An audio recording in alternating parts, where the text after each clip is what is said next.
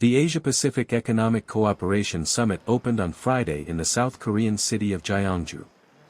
President Lee Jae Myung welcomed Chinese President Xi Jinping, greeting him on the red carpet before the two leaders posed for the traditional photo session, a symbol of diplomatic continuity amid global uncertainty.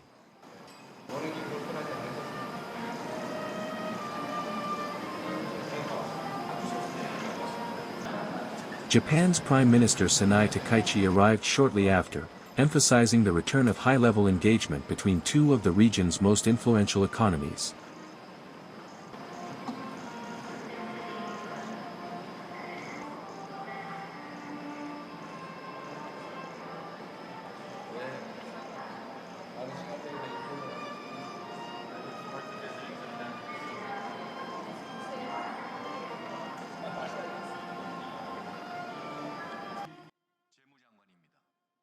U.S. Treasury Secretary Scott Bessent, Russia's Deputy Prime Minister Alexei Overchuk, and IMF Managing Director Kristalina Georgieva were among the global figures welcomed by South Korean President Lee Jae Myung at the APEC Summit in Gyeongju.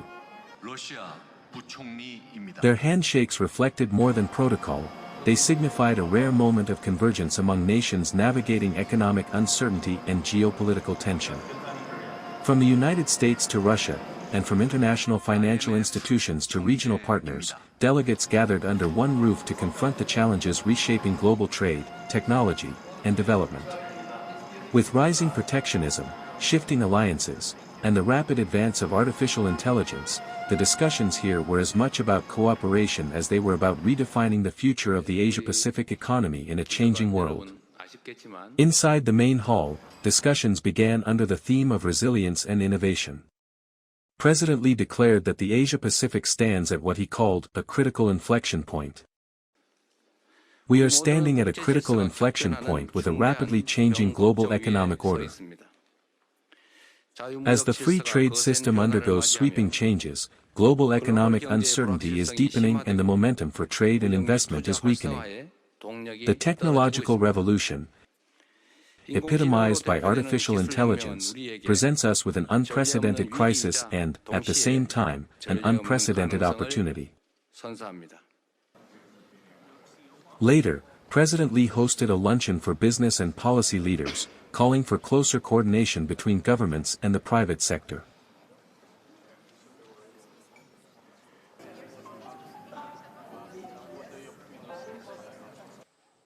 Lee walking on stage, delivering his remarks. He stressed that as economic uncertainty grows, cooperation within APEC and the APEC Business Advisory Council would shine all the more brightly.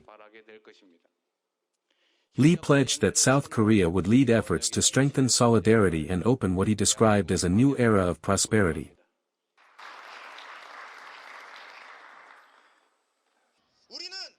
But while leaders met in Gyeongju, anger simmered in the capital.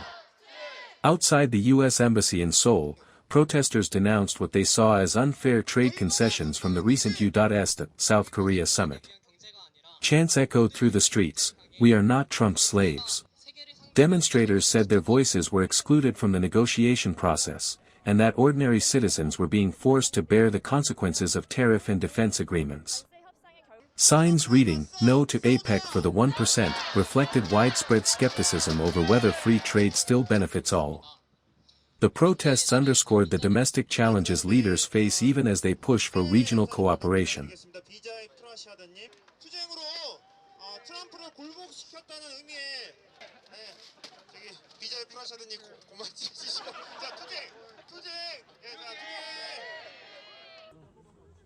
Nvidia CEO Jensen Huang dining with Samsung and Hyundai executives in Seoul, raising glasses in a love shot.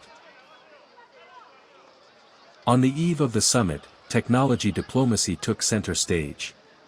Nvidia CEO Jensen Huang met Samsung's J.Y. Lee and Hyundai's Yuezhan Chung over a casual, chimaek, dinner, fried chicken and beer, in Seoul's Gangnam district.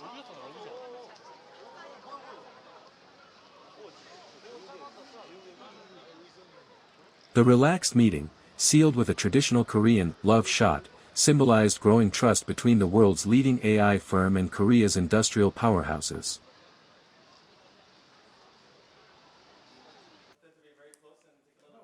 Huang meeting President Lee in Gyeongju. The following day, Huang met President Lee on the sidelines of the summit to explore deeper cooperation in artificial intelligence, a sector seen as central to future global competitiveness.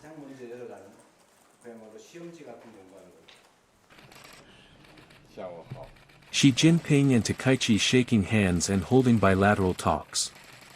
Voiceover. Diplomacy was also in focus. Chinese President Xi Jinping and Japan's Prime Minister Sanae Takaichi held their first face-to-face meeting, agreeing to pursue what both called constructive and stable ties.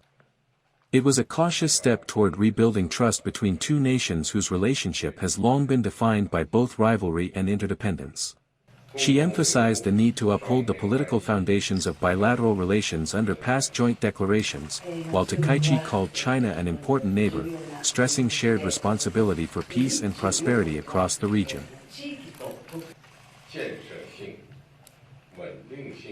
Canada's Prime Minister Mark Carney offered a stark assessment of the global economy, declaring that the era of rules-based, liberalized trade has largely come to an end. And today, we're facing another hinge moment in history. Our world is undergoing one of the most profound shifts since the fall of the Berlin Wall.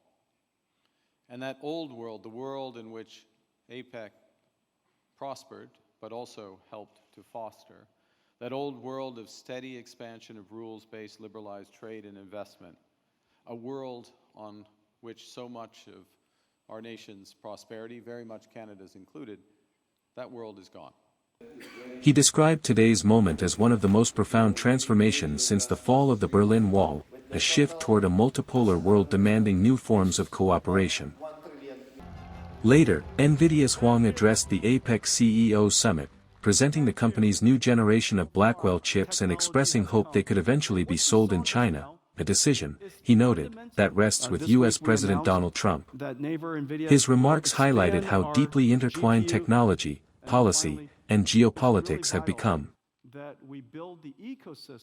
As the first day of the Gyeongju summit drew to a close, APEC 2025 reflected both the opportunities and divisions defining the Asia-Pacific today.